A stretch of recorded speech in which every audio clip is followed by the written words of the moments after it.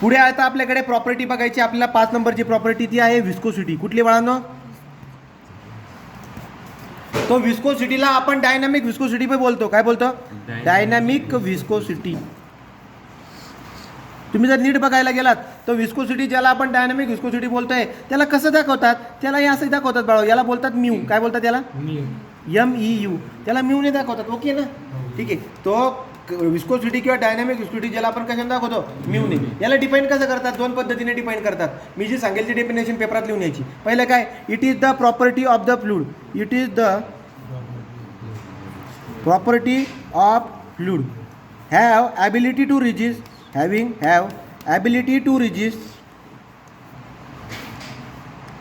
ability to resist. असं नका बोला. हे बघा. It is the property of the fluid which offer. काय बोलायचं? Which offer. लक्षात घ्या. It is the property of the fluid which offer resistance between 2 layer. Resistance between 2 layer when fluid under motion condition.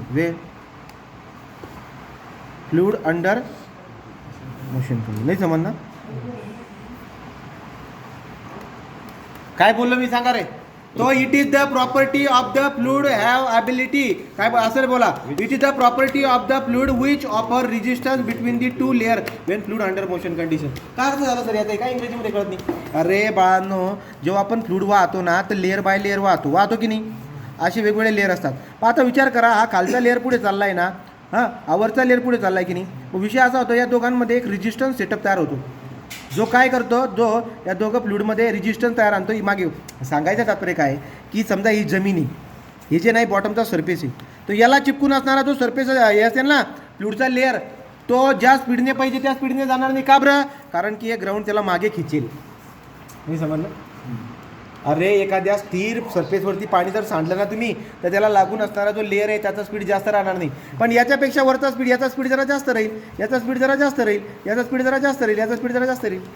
मग हे जे resistance तयार होते ना 2 लेअरमध्ये, याला बोलतात विस्कोसिटी. याला काय बोलतात? नाही जमणार का? तो it is the property of the fluid which offer resistance between 2 layer. 2 कुठले लेअर? 2 adjacent layer. 2 ॲडजस्टंट म्हणजे शेजारची 2 लेअर. नाही समजलं अथर्व? नाही समजलं? लक्ष कुठ? 2 लेअरमध्ये कोण ना कोणतरी मागे ओढणार आहे. हा मागे ओढणारा म्हणजे विस्कोसिटी. त्याला मराठीत बोलतात घट्टपणा. काय बोलतात? अरे एक आहे मध, एक आहे पाणी. घट्ट कोण आहे? मध. तो मधला जेव्हा तुम्ही सांडणार तो मध पुढे जास्त जाणार नाही. हा हळूवार का जातोय? कारण की याच्यामध्ये रेजिस्टन्स खूप आहे. जर रेजिस्टन्स खूप जास्त आहे त्याची विस्कोसिटी जास्त आहे. ज्याची विस्कोसिटी जास्त तो जास्त घट्ट.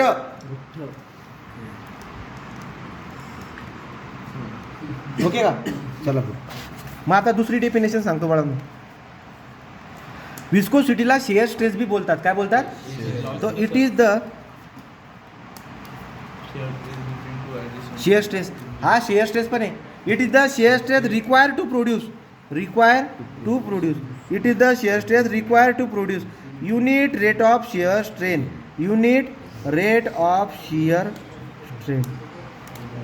नाही समजलं का? अरे हा शेअर स्ट्रेस आहे तो. It is the shear stress required to produce unit rate of shear strain. ही डेफिनेशन ज्याला लिहिता येईल त्याने लिहून टाकायची. तो शेअर स्ट्रेन जे आहे त्याला व्हेलॉसिटी ग्रेडियंट बी बोलतात. काय बोलतात? मग एखादा मुलगा कसं लिहेल? It is the shear stress required to produce unit rate of velocity gradient. असं पण लिहिता येईल ना. ही डेफिनेशन झाली. बाळांनो आता विस्कोसिटीचा फॉर्म्युला लिहिणार आहोत. विस्कोसिटीचा फॉर्म्युला काय असतो? Viscosity is equal to what? विस्कोसिटीचा फॉर्म्युला काय आपल्याकडे? तर त्यासाठी आपल्याला न्यूटन लॉ ऑफ विस्कोसिटी माहिती असायला पाहिजे. मग कसं लिहितो?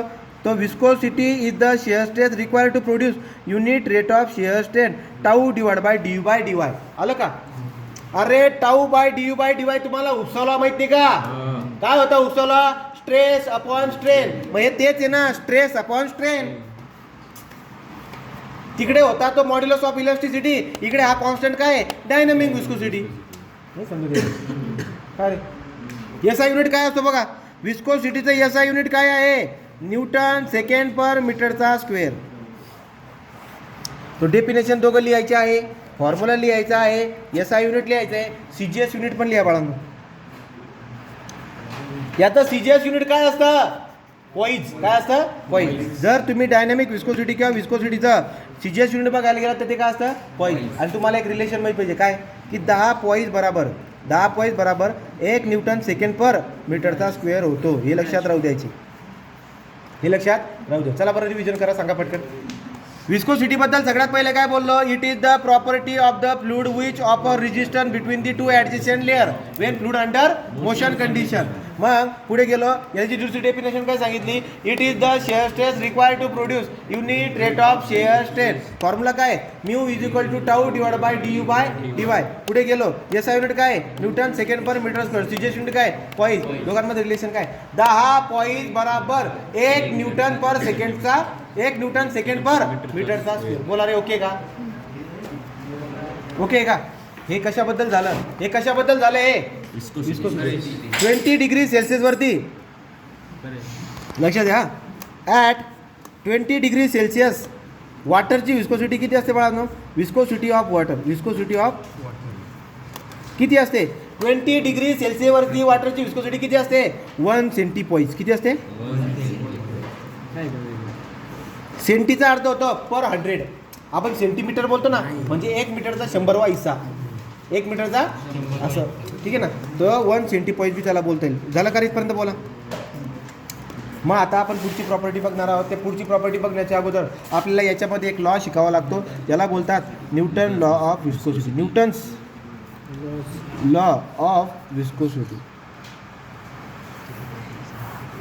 न्यूटन्स लॉ ऑफ विस्कोसिटी काय सांगतो, लक्षात घ्या रे, हे लक्षात. न्यूटन्स लॉ ऑफ विस्कोसिटी काय सांगतो की जेव्हा फ्लुइड मोशन कंडिशनमध्ये असतो, 2 लेअरमध्ये जो शेअर स्ट्रेस तयार होतो, तो shear stress directly proportional to velocity gradient. The shear stress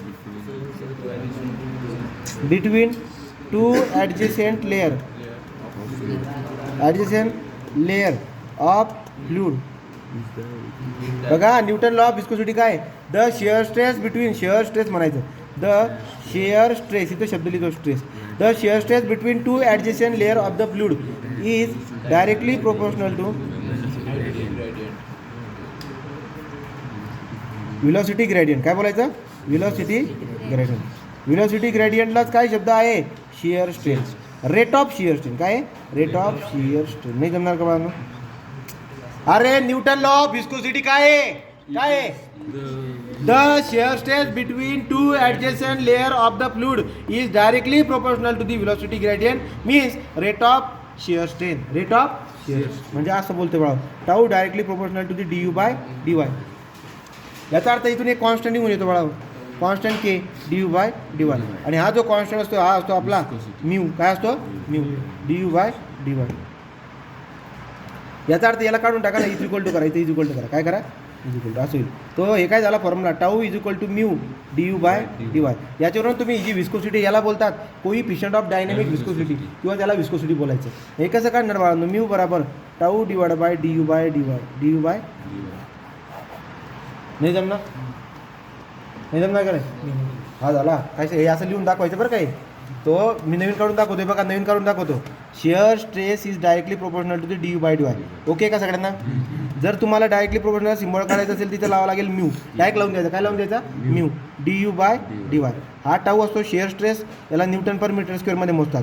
mu असतो कोइफिशिएंट ऑफ डायनॅमिक विस्कोसिटी, याला न्यूटन सेकंड पर मीटर स्क्वेअरमध्ये मोजतात. आणि DU बाय DY ला काय बोलतात, याला बोलतात व्हेलॉसिटी ग्रेडियंट किंवा rate of shear strain. Rate of shear strain, share strain आहे ती स्ट्रेन. बोला, क्लिअर आहे का.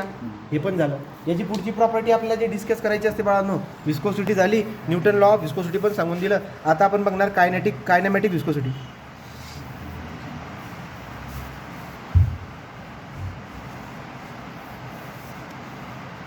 कायनेमॅटिक विस्कोसिटी बघायची बाळांनो. काय असतो, it is the ratio of, काय असतो आठवा, it is the ratio of dynamic viscosity to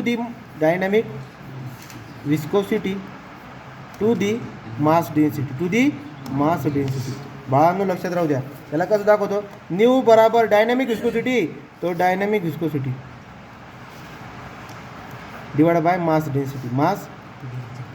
dynamic viscosity म्हणजे काय बाळांनो, म्यू डिवाइड बाय रो. आपण बोलतो ना मत्रो, पण इथं मत्रो नाही बोलायचं, म्यू डिवाइड बाय रो. काय बोलायचं, म्यू डिवाइड बाय रो. ठीक आहे. तर मग आता याचा युनिट काय आहे, याचं यश आहे. कायनेमॅटिक विस्कोसिटीचं याचं युनिट काय असतं? मीटर स्क्वेअर पर सेकंड. आणि CGS युनिट काय असतं बाळांनो? सेंटीमीटर स्क्वेअर पर सेकंड. आणि यालाच बोलतात सेंटीमीटर स्क्वेअर पर सेकंडलाच काय बोलतात? स्टोक. काय बोलतात? स्टोक. आणि तुमच्या माहितीसाठी सांगून देतो काय, 10,000 स्टोक, 10,000लाच बोलतात 10⁴. तो 10⁴ स्टोक जे असतात का ते किती असतात?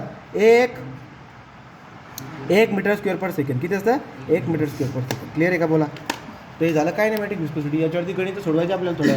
बोला क्लिअर आहे का? डायनॅमिक विस्कोसिटी आणि कायनेमॅटिक विस्कोसिटी क्लिअर आहे का? ओके. चला पुढची प्रॉपर्टीला जाऊ आपण. 6 झाले. ही 6 नंबरची प्रॉपर्टी. 7 नंबरची प्रॉपर्टी बघू बघा. 7 नंबरची प्रॉपर्टी सरफेस टेन्शन. 7 नंबर काय?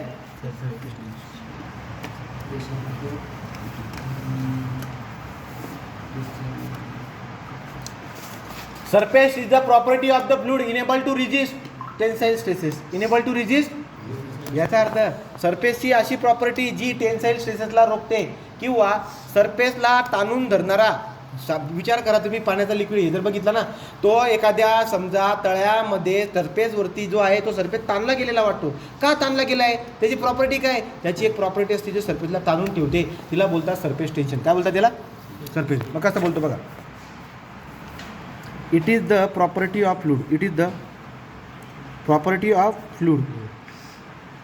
Have ability to resist. Having ability to resist tensile stresses. Ability to resist tensile stresses. कळालं का? याला बोलतात सरफेस टेन्शन. अरे बाळांनो, या सरफेस टेन्शनला असं डिपेंड करतात काय? Force per unit length. तुम्हाला स्ट्रेसचा फॉर्म्युला सगळ्यांना येतो का बरं सांगा? आपण जेव्हा लहान होतो त्या स्ट्रेसचा फॉर्म्युला काय शिकलोय? P/A, force per unit area. परंतु इथं फोर्स पर युनिट लांबी. याचा earth force per unit length घ्यायची. मला काय घ्यायची आहे? लेंथ. याचं युनिट सांगा काय? फोर्सचं युनिट आहे न्यूटन, लेंथचं युनिट आहे बाळांनो मीटर. Newton per metre. काय येईल ते? Newton per metre. क्लिअर आहे का? बोला. याचा युनिट काय आहे? Newton per metre. का बरं? कारण फोर्स मोजतात न्यूटनमध्ये, लेंथ मोजतात मीटरमध्ये. याचा युनिट झाला न्यूटन पर मीटर. डेफिनेशन काय? It is the property of the fluid have ability to resist tensile stresses. Okay. सगळ्यात जास्त सरफेस टेन्शन कोणाचा असतो? सगळ्यात जास्त सरफेस टेन्शन मर्क्युरीचा असतो. कळाला? कोणाचा असतो? मर्क्युरीचा. ओके का? तो सगळ्यात जास्त सरफेस टेन्शन मर्क्युरीचा असतो. आता सरफेस टेन्शन आपल्यासाठी चांगलं असतं का? नाही. त्या सरफेस टेन्शनला आपल्याला कमी करावं लागतं. तो सरफेस टेन्शनची उदाहरणं काय? पहिली एक्झाम्पल सांगा. सरफेस टेन्शनचे एक्झाम्पल काय आहे? वॉटर ड्रॉपलेट, पाण्याचा थेंब. आकाशातून जो पाण्याचा थेंब पडतोय तो कुठल्या शेपमध्ये राहतो? स्पेरिकल शेपमध्ये. तो स्पेरिकल शेपमध्ये का बरं झाला? त्याला गोल चौकोनी शेपमध्ये, त्रिकोणी शेपमध्ये का नाही येतो? तो स्पेरिकल शेपमध्ये यासाठी राहतो सरफेस टेन्शनमुळे. कशामुळे? तो वॉटर ड्रॉपलेट. नंतर सोप बबल. तुम्ही सोप बबल बघितलाय का बाळांनो? तो सोप बबल आपण खेळायचो ना लहानपणी. साबणाचं पाणी बनवायचं आणि त्याचा फुगा तयार करायचा. ते काय असतं? Soap bubble. काय बोलतात त्याला? तो ते पण एक्झाम्पल कशाचं आहे? सरफेस टेन्शनचं. तिसरं आपल्याकडे काय आहे? Mosquitoes walking on the surface of the water. A mosquito म्हणजे काय रे? ए मॉस्किटो. तो mosquito walking on surface of water. काय अर्थ निघून आला? अरे येड्यांनो, मॉस्किटो जे ना, मच्छर पाण्याच्या याच्यावर जेव्हा चालतो ना, असं वाटत नाही की त्याचा पाय त्याच्यात फसतोय, असं वाटत तरंगतोय तो. कळालं का? कशामुळे घडलं हे? Surface tension. 1 2 3. चौथं काय? कधी कधी हळूवार निडल जर ठेवली ना पाण्याच्या सरफेसवरती तर ती पण बुडत नाही. का? प्रतीकावरती तरंगते. सरफेस टेन्शनमुळे. कळालं का? Needle floating over the surface of water. Needle floating over surface of water. Okay का? हे सगळे एक्झाम्पल तुम्ही सरफेस टेन्शनचे लक्षात ठेवायचे. पण बाळांनो, सरफेस टेन्शन आपल्यासाठी चांगलं राहत नाही, तर त्याला काय करायला पाहिजे? कमी करायला पाहिजे. सरफेस टेन्शन कमी कसं करतात? पाण्याला गरम करा, त्याच्यामध्ये डिटर्जंट ॲड करा. कपडे धुण्याच्या अगोदर पाण्यात डिटर्जंट ॲड करतो आपण, धुण्याचा सोडा ॲड करतो. का बरं? कारण की त्या पाण्याचा सरफेस टेन्शन कमी होऊन जातो. पाण्याचा सरफेस टेन्शन कमी झाला तर पाणी पसरतं. जेवढं जास्त पाणी पसरणार तेवढं कान्याकोपऱ्यात जाणार, तेवढं सगळं मळ काढून आणणार. त्यामुळे पाण्यात काय ॲड करावं लागतो? डिटर्जंट. डिटर्जंट काय करतो? पाण्याचा सरफेस टेन्शन कमी करतो. आलं का लक्षात? तो 2 ऑप्शन आहे. How to reduce. बघा असा प्रश्न येईल लक्षात राहतो. How to reduce surface tension. Surface टेन्शनला रिड्यूस कसं करता येते? 1 नंबर, टू इन्क्रीजिंग किंवा टू इन्क्रीज टेम्परेचर म्हणा किंवा to heat the water, to heat the water. आणि 2 नंबर काय, to add detergent in water, to add detergent in water. हे 2 ऑप्शन आपल्याकडे आहेत. तर आता जाऊन सरफेस टेन्शन ही प्रॉपर्टी आपली कंप्लीट होऊन जाते. Anybody doubt? पुढची प्रॉपर्टी करण्याच्या अगोदर तुम्हाला हे लक्षात ठेवायचं आहे की सरफेस टेन्शनचा हे जे ॲप्लिकेशन आहेत, water droplet, soap bubble, air bubble, jet, हे ॲप्लिकेशन असतात. याच्यामध्ये प्रेशर जो तयार होतो त्याच्यावर क्वेश्चन विचारतो आपल्याला. तो आपण काय करणार, याच्यामध्ये पुढचा टॉपिक डिस्कस करणार आहोत सरफेस टेन्शनमध्ये. Pressure inside the, pressure inside the water droplet, soap bubble and jet. अरे बाळांनो, तुमच्या विषयामध्ये येईल प्रेशर डिफरन्स शब्द येईल. एक तर प्रेशर इनसाइड म्हणून विचारेल किंवा प्रेशर डिफरन्स विचारेल. काय विचारणार? Pressure difference. लक्षात राहू द्या, गणित येईल याच्यावर 4 मार्काला. काय असतं, 1 नंबर घेतो मी, प्रेशर इनसाइड द जेट. शब्द काय येईल? Pressure inside the jet. यालाच बोलतात pressure difference in case of jet, inside and आउटसाईडचा डिफरन्स. मग प्रेशर इनसाइड द जेट. आता जेट म्हणजे काय असते? धार बघितले तो पेट्रोल पंपावरती जेव्हा आपण पेट्रोल भरतोय ना, ती जी जेट बाहेर येते, ती जे आहे जे धार जी असते तिला बोलतो आपण जेट. मग प्रेशर इनसाइड द जेट, याच्यामध्ये प्रेशर किती तयार होतोय बघा. प्रेशर तयार होतोय आता P = 2 सिग्मा बाय डी. किती? 2 सिग्मा बाय डी. सिग्मा असतो सरफेस टेन्शन, कशामध्ये मोजतात? न्यूटन पर मीटरमध्ये. डी असतो डायमीटर ऑफ द जेट, आणि याला कशामध्ये मोजतात? मीटरमध्ये. 2 सिग्मा बाय डी हा झाला pressure inside the jet. Okay का? 2 नंबर आहे आपल्याकडे pressure inside water droplet. Pressure inside water droplet. Water ड्रॉपलेटमधला प्रेशर कसा काढतात? P = 4 sigma by D. P = 4 sigma by D. Sigma जो असतो याला बोलतात सरफेस टेन्शन, कशामध्ये मोजतात? Newton per metre.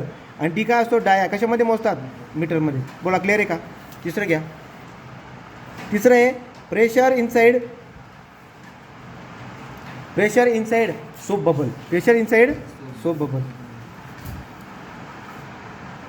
Pressure inside soap bubble कसा काढतात? P = 8 sigma by D. कसं काढतात? हे किती सोपे बाळा, 2 4 8. हे जमणार? हे तिघांवर फॉर्म्युला विचारू शकेल. सिग्मा काय असतो? Surface tension. युनिट काय त्याचा? Newton per metre. डी काय आहे? डायमीटर. युनिट काय त्याचं? मीटर. कळत आहे का? नाही समजत आहे? या पद्धतीने प्रेशर इनसाइड विचारू शकतो तू. आता लास्ट प्रॉपर्टी आहे आपल्या चॅप्टरमधली. कॅपिलॅरिटी. काय आहे? कॅपिलॅरिटी.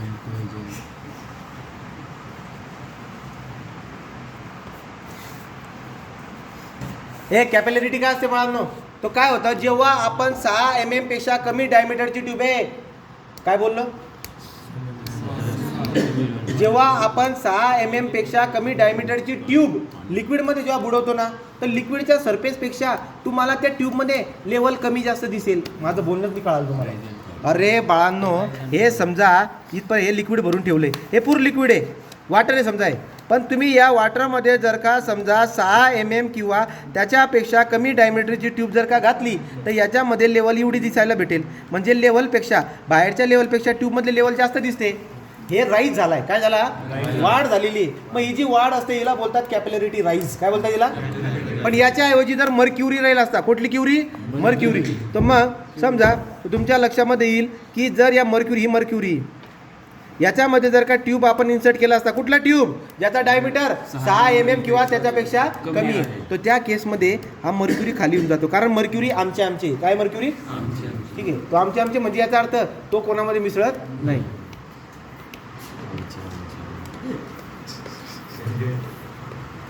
क्लिअर आहे का?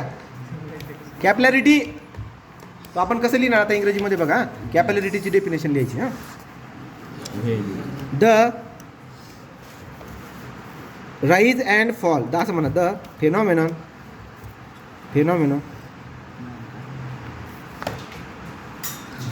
Of rise and fall of liquid in tube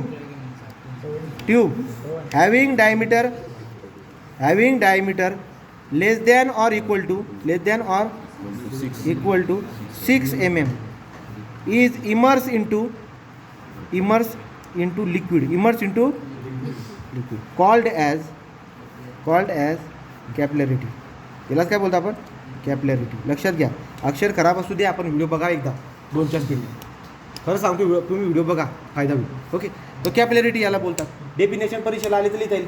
it is the what? It is the rise and fall of the liquid in the tube having diameter less than or equal to 6 mm is immerse into the liquid. तो जेव्हा त्याला immerse करतो तेव्हाची बातमी. Clear आहे का सगळ्यांना? कॅपिलॅरिटी. पण बाळांनो, कॅपिलॅरिटीचा जो फॉर्म्युला असतो, कॅपिलॅरिटी राईज किंवा फॉल, हे वाढेल किंवा कमी होईल. आता किती उंची कमी झालेली आहे? एच. इथे किती उंची वाढलेली आहे? एच. मग ही जी उंची वाढलेली किंवा कमी झालेली आहे याला बोलतात कॅपिलॅरिटी राईज किंवा फॉल. त्याला कसं फाइंड आउट करतात? फॉर्म्युला आहे त्याचा, कॅपिलॅरिटी राईज ऑर फॉल.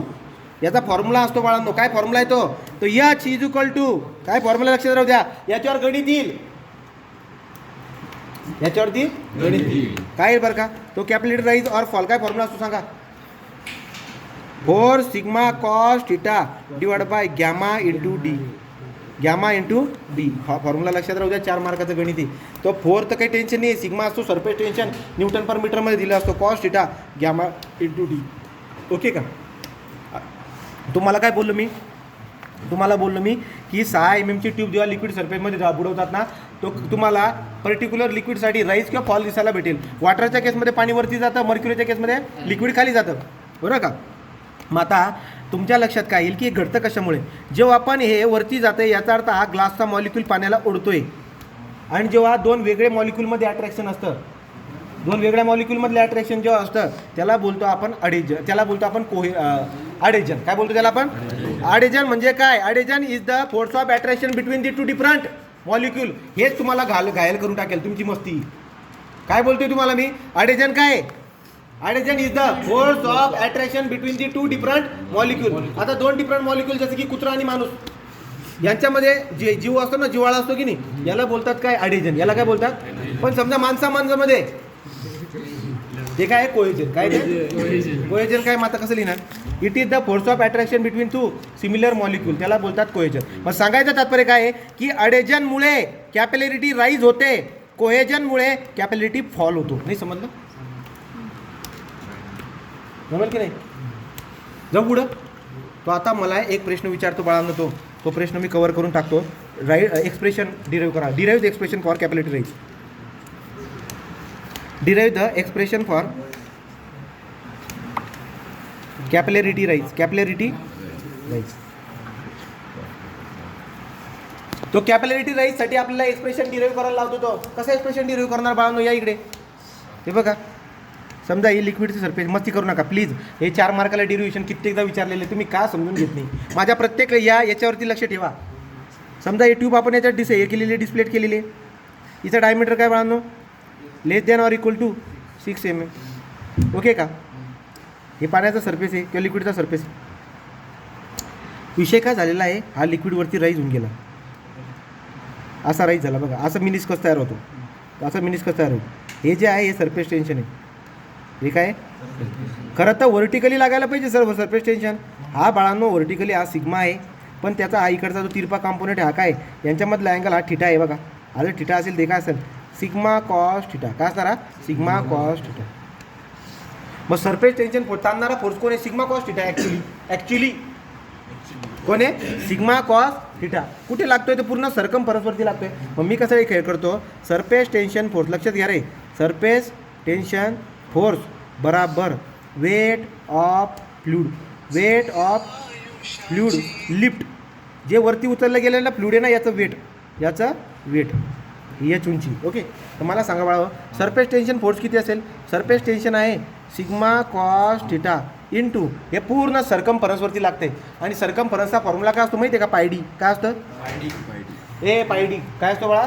पायडी. ओके, मग आता वेट कसं दाखवतात? वेट ऑफ फ्लूड कसं काढतात? वेटचा फॉर्म्युला काय? वेटचा फॉर्म्युला काय असतो? Gamma into volume. Gamma into मला सांगा sigma cos theta into pi D is equal to gamma. Volume कसं काढणार मी? या सर्क्युलर सेक्शनचा व्हॅल्यूम कसा काढणार?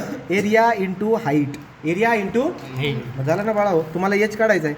मग sigma cos theta into pi into D is equal to gamma into area कसं काढतात? पाय बाय 4 डायमीटरचा स्क्वेअर इंटू एच. सांगा काय काय कट होते? पाय कटला, डी कटला, इकडे एक डी उरला. मग मला एच काढायचं तर कसं काढणार? तर तुम्ही काय म्हणणार की हा 4 जाणार इकडे डिवाइडवाला, इकडे मल्टिपायला. 4 sigma cos theta divide by gamma खाली आला आणि डी उरला, एक डी उरला, काय राहिलं एच. एचचा फॉर्म्युला झाला ना, हे डिराईव्ह करायला येतं पळावं. हे डेरिव्हेशन येईल तुम्हाला. अशा पद्धतीने हे कॅपिलॅरिटीचं डेरिव्हेशन पण झालं. पण कॅपिलॅरिटीचे उदाहरण काय सर हे सांगता का? एक्झाम्पल द्या ना जरा. एक्झाम्पल काय बघा, नारळामध्ये पाणी जाणे. आपल्या पूर्ण शरीरामधल्या बारीक बारीक नसांपर्यंत जे रक्त जातं त्याचं उदाहरण, ते कशाचं हे ॲप्लिकेशन आहे? कॅपिलॅरिटीचं. कळालं का? तो दिव्याच्या ज्योतमध्ये तेल जाणं, ठीक आहे. नंतर नारळाच्या जेवढे पण प्लांट्स आहेत त्या प्लांट्समध्ये वरच्या बाजूला फ्लूइड जो वाहत जातो, कशामुळे वाहत जातो? तो कॅपिलॅरिटी. समजेल का? अशा पद्धतीने याचे एक्झाम्पल पण तुम्ही देऊ शकतात. आपलं प्रॉपर्टी ऑफ फ्लूइड हे चॅप्टर पूर्ण झालेलं आहे. रिव्हिजन करून आपण याच्यावरती न्यूमेरिकल बघणार आहोत. Thank you so much.